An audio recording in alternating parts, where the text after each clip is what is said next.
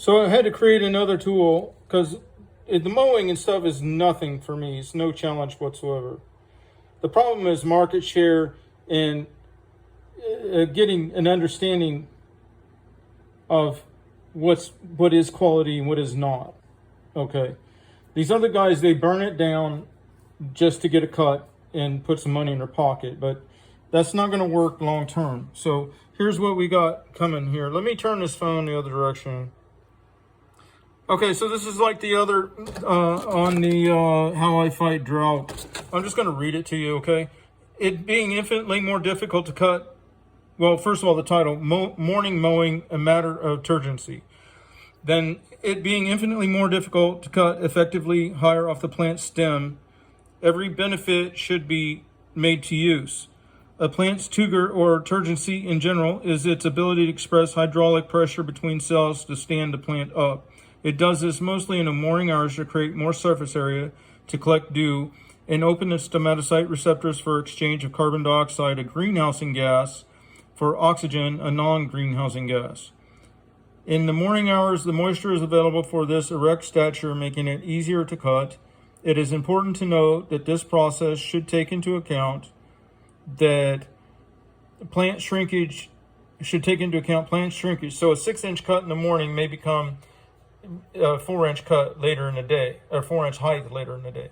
However, being in an area leaning strongly towards xeric plant ecology, the plants become too tough later in the day to be cut at a height that is beneficial to the ecology and promote mesic plant expression, which is more beneficial because mesic plants are more oxygenating, more carbon sequestering, more moisture retaining.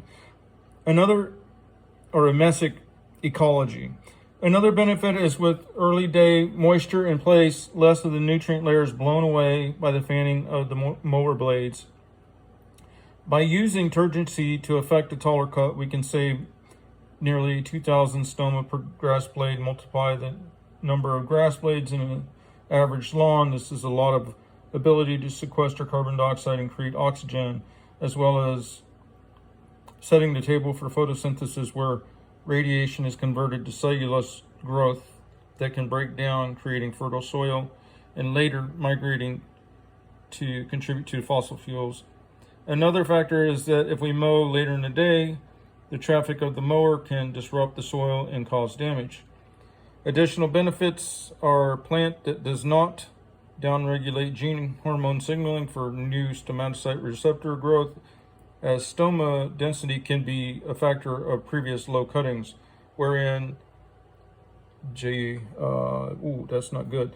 I left something there. Wherein a plant not allowed to exist close to its DNA will quit DNAing itself to do so, and instead die or express neurotoxins and amplified allergen protein load in pollen.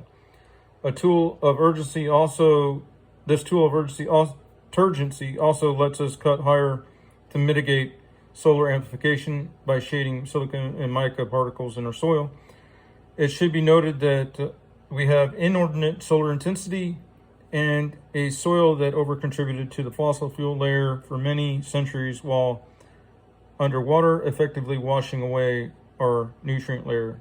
But with careful management, we can rebuild it. So that's that. That's the second one that I've had to do. I don't really want to, but without that, I can't make people understand that,